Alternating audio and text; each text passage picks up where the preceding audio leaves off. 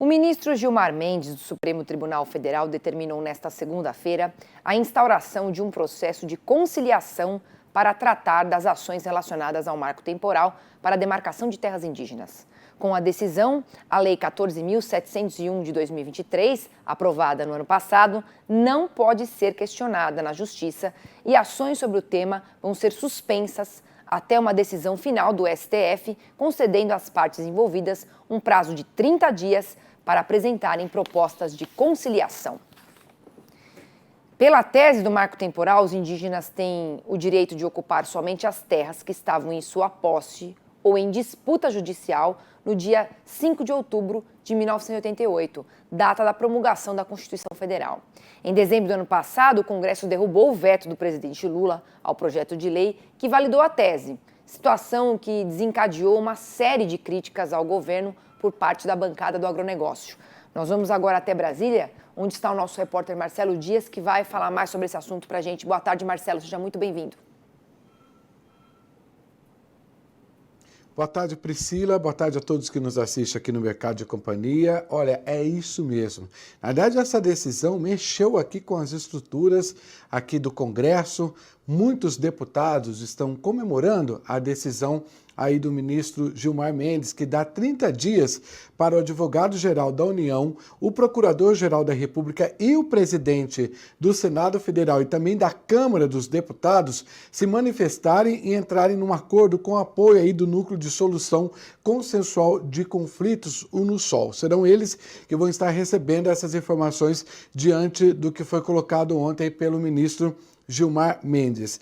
Essa questão, Priscila, estabelece que as populações indígenas só podem reivindicar terras que ocupavam até a data da promulgação da Constituição, ou seja, 5 de outubro de 1988. Agora de manhã, eu conversei com o presidente da Frente Parlamentar Zero, que veio aqui aos estúdios do Canal Rural. Eles vão estar reunidos daqui a pouquinho na reunião da Frente Parlamentar da Agricultura da FPA, que acontece, que é o almoço tradicional deles de terça-feira, e é o tema que vai ser debatido durante o almoço tradicional aqui dos deputados. O deputado Zucco disse o seguinte, que, a princípio, pode-se até comemorar, mas tem que ficar atento se essa decisão também vai permanecer. Né, Priscila? Vamos ver o que ele disse. Olha, o ministro, de certa forma, está deixando claro que o Congresso Nacional é quem tem que legislar sobre o marco temporal. Então, suspender algumas ações que envolviam esse tema mostra a força da votação, não só no Senado, como também na Câmara. Então, de certa forma, sim, a gente sai contente com essa atitude. Agora, o senhor acredita que isso também não adianta ser só uma atitude momentânea, tem que prevalecer para que isso realmente valha o que está no Congresso, para não ficar nesse imbróglio do que está nessa discussão. Exatamente. Nós queremos que quem legisle sejam os parlamentares e não o Judiciário, não o Supremo. Então, isso, de certa forma, pode ser um momento de reflexão por parte desses ministros e eu acredito que isso é, sim, um avanço no tocante a essa pauta. E eu não tenho dúvida que o Congresso Nacional está atento às demais ações do Congresso. Olha, os deputados da Frente Parlamentar estão reunidos neste momento, como eu disse, eles estão discutindo, Priscila, inclusive estratégias para que essa questão da invasão zero sejam articuladas em nível nacional. Ou seja, eles estão fazendo um documento jurídico que serão enviados para todos os estados brasileiros para que, no caso de uma invasão, eles já tenham um documento pronto para tentar ajudar o produtor rural. Já tem o estado de São Paulo, que já entrou com essa questão também, e também tem o estado do Paraná, que também já está participando dessas decisões. Tudo isso está sendo discutido nesse momento. Para conversar um pouco mais sobre esse assunto e entender melhor o que isso pode repercutir aí dentro dessa questão numa segurança jurídica para o produtor rural, eu vou conversar agora com o assessor jurídico da Confederação da Agricultura e Pecuária do Brasil, Rodrigo Kuffmann, que já está aqui conosco ao vivo. Rodrigo, muito obrigado aqui pela sua presença. Já começo fazendo uma pergunta. De uma certa forma, essa decisão do Gilmar Mendes dá um respiro aí para os produtores, pelo menos para este momento? Perfeito, Marcelo. Entendemos que sim, que na verdade a linha mestra da decisão do ministro Gilmar foi a garantia da segurança jurídica e, portanto, a reafirmação até que o Supremo venha a decidir o mérito dessas ações pela validade da Lei 14.701, que era, vamos dizer assim, a nossa grande bandeira, né? Obviamente que o ministro Gilmar reconhece na sua decisão a complexidade, né, vamos dizer assim, a multifacetada o problema que se apresenta quando se fala de demarcação de terras indígenas, define mais ou menos um rumo a partir de uma espécie de diálogo entre os poderes para se resolver um problema tão complexo, mas toma como premissa para que essas questões sejam efetivadas a segurança jurídica e, portanto, a validade da Lei 14.701. E essa, de fato, é a nossa bandeira número 0, vamos dizer assim, em termos de prioridade, que garante segurança ao produtor rural. Aliás, também, Rodrigo, uma questão importante é que a própria CNA, ela tem aí um aplicativo, ou seja, tem um serviço que presta para o produtor rural nessa questão de quando acontece as invasões, né? Vocês ajudam também o produtor rural nessa situação, né? Perfeito, Marcelo. Já faz alguns anos, né, que o assunto fundiário tem se tornado, vamos dizer assim, uma prioridade para todos os produtores rurais, e nós observamos, especialmente nesse governo, várias iniciativas no sentido de atenuar, né, as forças e as atribuições do produtor rural enquanto proprietário da sua terra, né?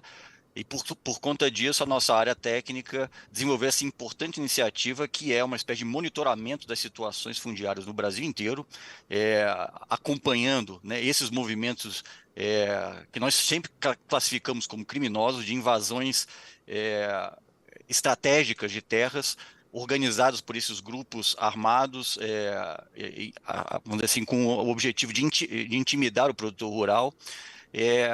E o primeiro, vamos dizer assim, a primeira iniciativa da CNA é ajudar a auxiliar nas primeiras providências que precisam ser tomadas, inclusive no âmbito do judiciário, para que o produtor rural tenha sua terra imediatamente devolvida e para que essas questões sejam, vamos dizer assim, consolidadas em um banco de dados que serve para a atuação também jurídica e política da CNA e da Frente Parlamentar da Agropecuária.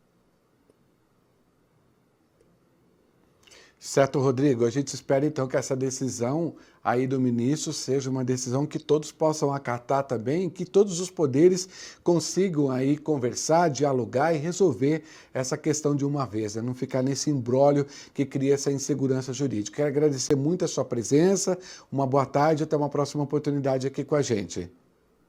Boa tarde, Marcelo. Estamos à disposição. Grande abraço. Priscila, é com você em São Paulo. Obrigada, Marcelo. A gente vai ampliar agora também esse assunto com o nosso comentarista Miguel Daúde, que hoje está aqui presencialmente. Daúde, não é a primeira vez, né, que o ministro Gilmar Mendes pede uma conciliação sobre esse tema que é tão polêmico, que é a tese do marco temporal. A gente vai focar primeiro nesse assunto.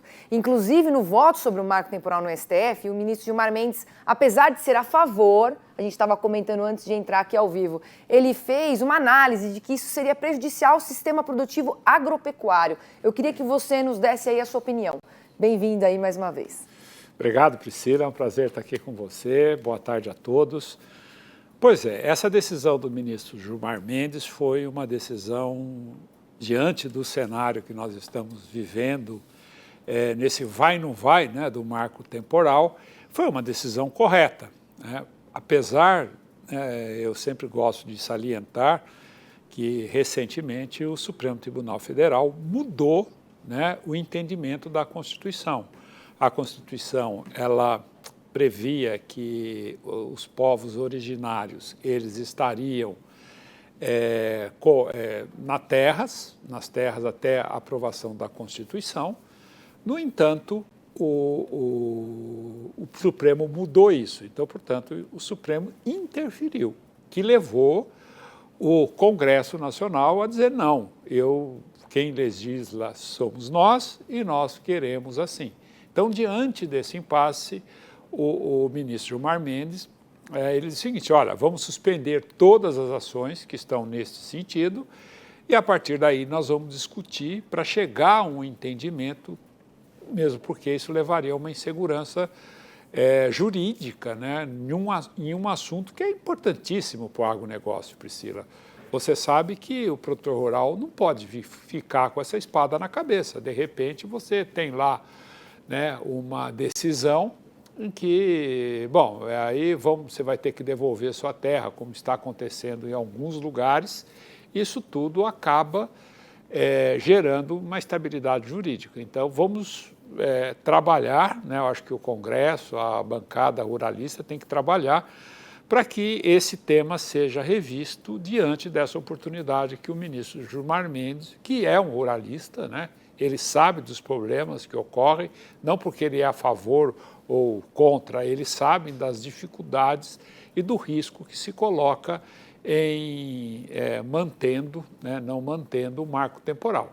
Diversas entidades do agronegócio já veem essa decisão como uma vitória. Mas você acha que já dá para comemorar, Daúde? A gente tem esse prazo aí de 30 dias. Você não acha que pode ser revertido novamente? E aí, outra vez, o produtor rural volta para esse campo da insegurança, quando as coisas não são acertadas definitivamente? Olha, Priscila, se nós analisarmos, né, o que nós estávamos vivendo, eu acho que é uma vitória. Você já ter um ministro do Supremo dizendo, olha, não dá para continuar desse jeito, alguma coisa tem que ser feita. E continuar desse jeito significa o quê? As reivindicações do setor produtivo, porque a questão indígena, com essa decisão, já estava pacificada, né? Agora, para o produtor rural, não. Então, quando ele revê isso, a gente pode sim contar como uma vitória, não totalmente, só esperamos que não seja uma vitória de pirro, né? Que era um general que venceu a guerra, mas teve morto todo o seu exército, teve morto todo o seu exército. Então, que não seja uma vitória de pirro, quer dizer, que até lá essa decisão não ocorra anarquia nesse sentido. Então, portanto, eu acho que é uma vitória e compete agora ao setor produtivo mostrar, né, o que é fácil, a injustiça que se faz quando você dá direito aos povos indígenas de a qualquer momento reivindicar as suas terras, mesmo porque os indígenas não precisam de terras, eles precisam de cidadania, precisam de socorro do governo, saúde, educação, é isso que eles precisam. E para que essas ONGs e os próprios setores do governo parem de usar os povos indígenas como massa de manobra para pressionar o setor que mais traz ganhos para o Brasil, que é a agropecuária. Sem falar em todo o investimento, né, que esses produtores rurais realizaram na terra, ali onde eles estão cultivando, que também não pode se esvair de uma hora para outra dessa maneira, né, Daúde? Perfeito. Priscila, você cita um ponto importantíssimo. Quando a gente vê Raposa Serra do Sol, que ali tinham, né, produtores de arroz, e que davam, né, ali um equilíbrio de oferta na região, né, para aquela região norte do Brasil. Quando eles foram tirados de lá, eles acabaram virando favelados. E os indígenas continuam na mesma, continuam também sem cidadania pela dificuldade que eles têm de trabalho, de evoluir. Então, é isso que a gente precisa considerar, né? Não é que somos contra os povos indígenas. Não, o que nós temos que ser contra é a injustiça que você faz de ambos os lados, porque não adianta você dar terras, né? Até há pouco eu conversava com o Leonardo a respeito do Raoni, né, que teve uma promessa do Lula para que ele tivesse umas terras, né, a família dele, que acho que não tem 50 indígenas, e o Lula concedeu, e vai desapropriar uma cidade que é altamente produtiva em soja. Então, isso é uma injustiça, né? Só que é uma injustiça que tem que ser olhada juridicamente, socialmente, em relação ao setor produtivo. Daúde, olha, foi um prazer recebê-lo aqui nos nossos estúdios. Venha mais vezes para a gente abordar assuntos relevantes para o setor aqui, que é o Canal Rural, uma grande ferramenta aqui de comunicação dos produtores rurais. Obrigada. Obrigado, Priscila, eu que agradeço, um abraço a todos e não vamos, né, Priscila, desanimar, né? Não, a notícia, jamais. como é que é, Priscila, que você me falou? A notícia pode ser rasa, mas a análise é profunda. Tem que ser profunda. Exato. Tá bom. Obrigada, viu, Daúde? Obrigado, um abraço a todos.